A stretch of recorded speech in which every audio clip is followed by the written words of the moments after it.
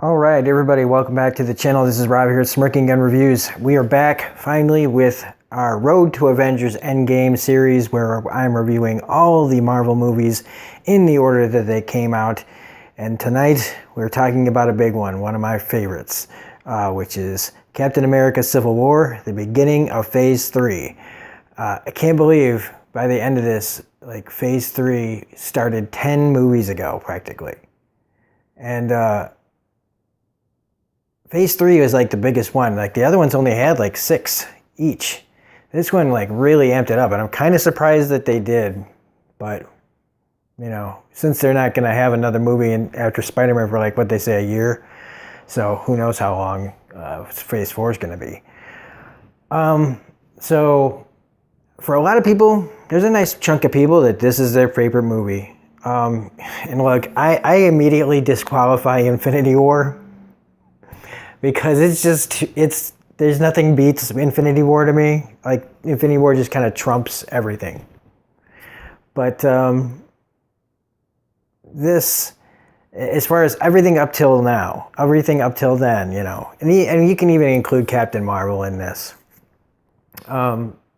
This is one of those that is on the top of a lot of people's lists. This and Winter Soldier and the first Guardians of the Galaxy and probably now like Thor Ragnarok and Spider-Man Homecoming. But for me, this has always been like top 2. And I struggle with my decisions on what's the best Marvel movie besides Infinity War all the time.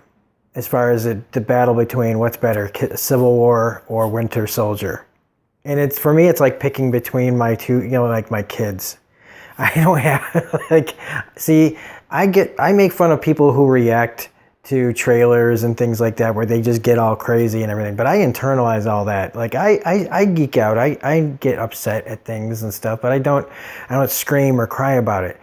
But I do nerd out on it really hard, and this is where it's just like, I really do feel like Captain America, Winter Soldier, and Civil War, man. I don't know, I really don't know how to choose between the two of them. But this movie, just watching it again for the first time in probably about, I'd say somewhere in a year, and watching it in really good 2160p, shit. This has it all. And I mean, from the cold open, like beginning of it all, where you see, you know, Bucky get, you know, taken out of cryogenics, which is something that nobody really talks about. The Russians at least have perfected cryogenics, or at least, you know, the part where you can put people in like a stasis. They figured that out. And then you see the mysterious mission that he gets sent on to crash this car, and he gets what looks like the super soldier serum. And that's our beginning of our movie. And it starts with like a mystery. I love that. And then we get the Marvel logos, and it sends us right into the world, which is another great thing. Is this beginning is just dope, man. For a lack of a more 80s word, it's fucking rad. I love that, you know, we're introduced to like Scarlet Witch over again. You know, the last time we saw her, you know, they were getting ready to build a new team, or additions to the team. And now they're out on missions, you know, and they're perfecting, you know, they're teaching her how to be, you know, better at her job. But they're doing it in like stealth mode. They're not all out there in their costumes. They're doing things covertly, and I love that. Instead of like in Age of Ultron, the beginning of that is just one big battle right away. Just everybody showing off. You know, us getting to see them together after a long time. They're just pounding at each other. But now here we get to be more low key. We get to see how they, you know, work as a team and strategize, and it's just great.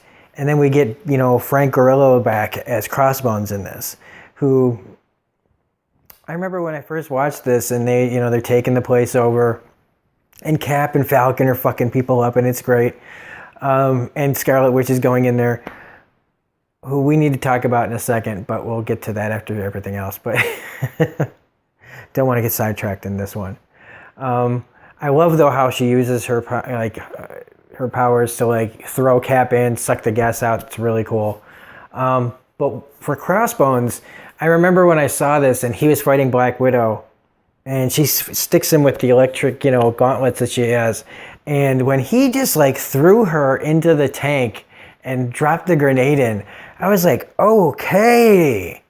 I mean, I know she's going to get out of this, but I just remember going, all right, we've got a villain. We've got a guy who is just, he don't give a fuck. Like, he's not holding back. I mean, it's great to see that. And it just sucks that he's gone too soon. Because even though, and let's just give it up again for whoever does the stunt work for Scarlett Johansson. Damn, man, they really let Black Widow kick some major ass.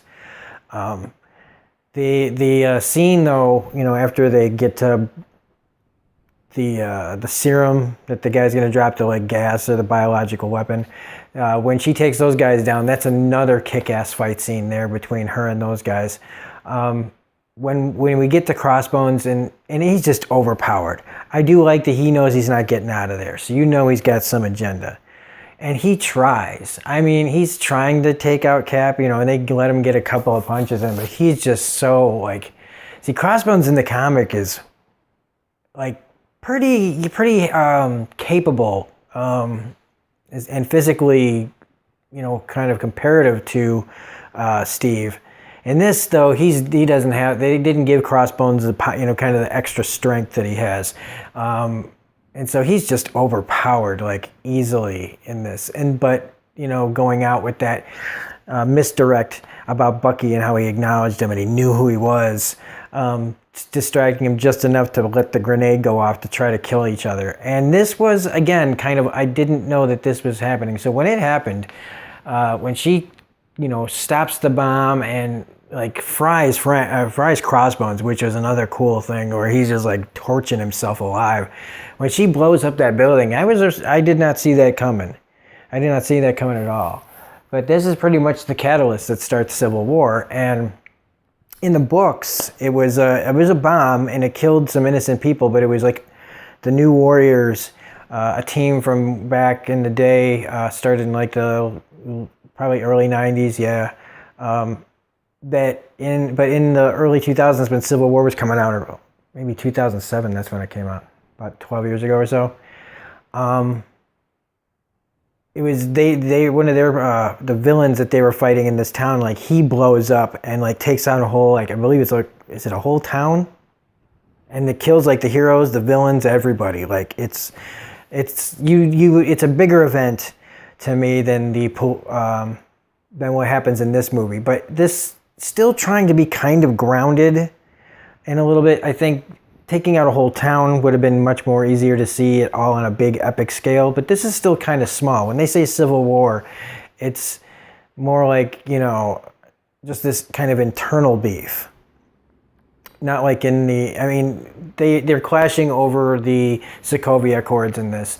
And they are, in the comic, it is the Registration Act, basically. So it's pretty different in a lot of ways. It's similar in a few. Basically, you just had to turn over your identity, really. And it had less to do with like government oversight, I believe. But somebody's gonna read that and catch me on it and call bullshit or something and be like, "You stupid bastard, you don't remember?" But I don't remember all the details of the original Civil War. It's been a couple of years since I've read that. Wow, it's only been a couple. Anyway, to get us back on track. So that's how it all kind of goes down in the comic, but I do like that they bring it down to more grounded level. It's great to see William Hurt back. But I guess before we get into all that, we should talk about the de-aging scene with Robert Downey Jr. That was really good. I mean, this was before, this is just after Ant-Man, so they had just done Michael Douglas, and Robert Downey Jr., man, he looked like he stepped straight out of Less Than Zero, if you know what I'm talking about. That's a movie he made like way back in the day, and it looked fantastic. But I just really love this, Tony's introduction to the film and having this whole thing about his parents and how that's all going to pay off. And even though it feels a little manufactured in the end, I love how this whole story plays out. Some people don't. Some people don't, and that's fine. You can think whatever you want, but I love how it all plays out. I love Tony's arc in this. I mean, but don't get me wrong, this is a Captain America movie, man. This is a Captain America movie. But there are so many great character developments in here, so many big character things that happen in this.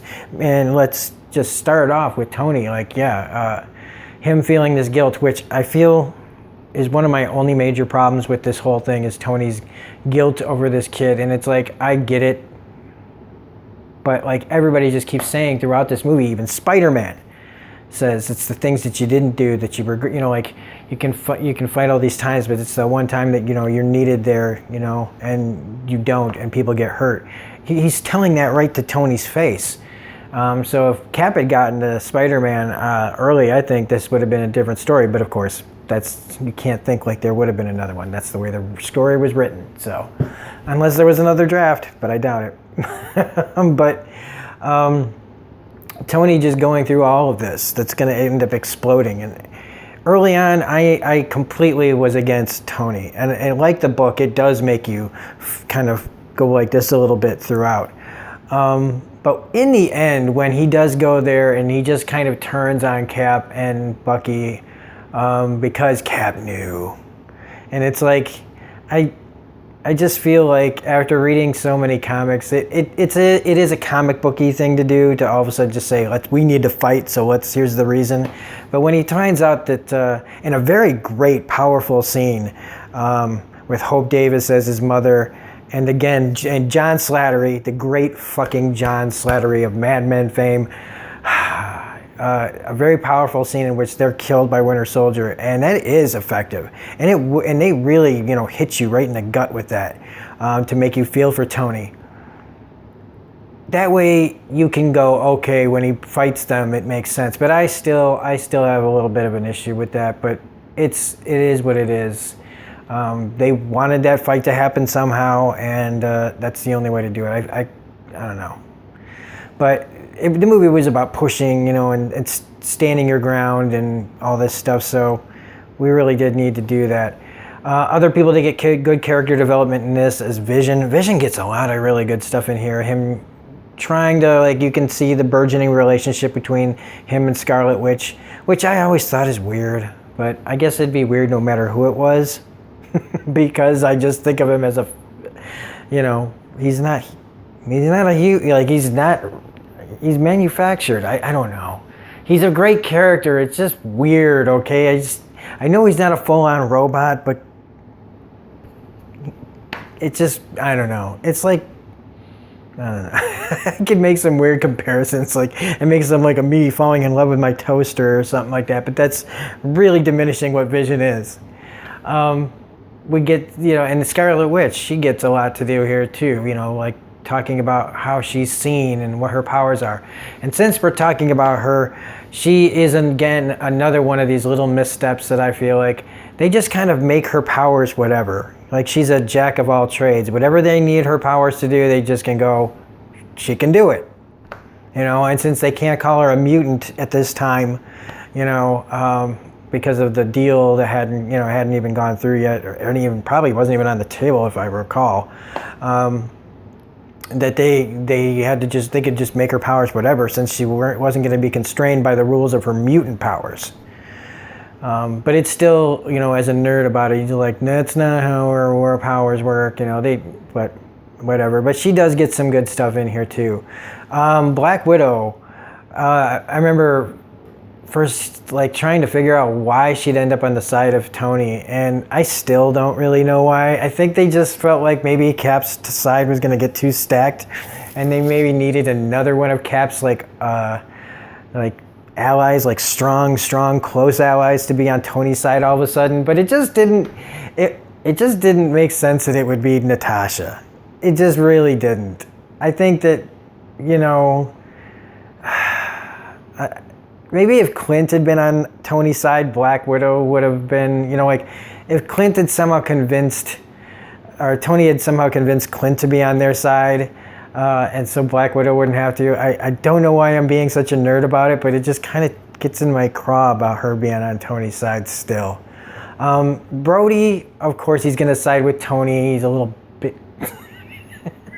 I like War Machine as a character in the comics, but they just, I don't know, they really haven't given Don Cheadle enough to do to make me really care about what happens to Rhodey. So whenever he's arguing with Sam, I'm just like, shut up, just shut up. And it's the same with like, Vision has a really great speech and he has a lot of great points, and it is like kind of talking to the audience about kind of like the Watchmen storyline, where, you know, we create our own villains. And some people saying like, you know, and they've said that about Batman, that Batman creates his own villains and stuff. And it's cool to hear somebody give a speech like that so that the audience really understands why the Sokovia Accords are happening and not just because the government wants to control superpowered people. And Paul Bettany does his best at this speech. Like, it's really great. It's like not quite robotic. I love it. It's, you know, but it's kind of like Spock. If Spock was a robot, or vice versa. I don't know. But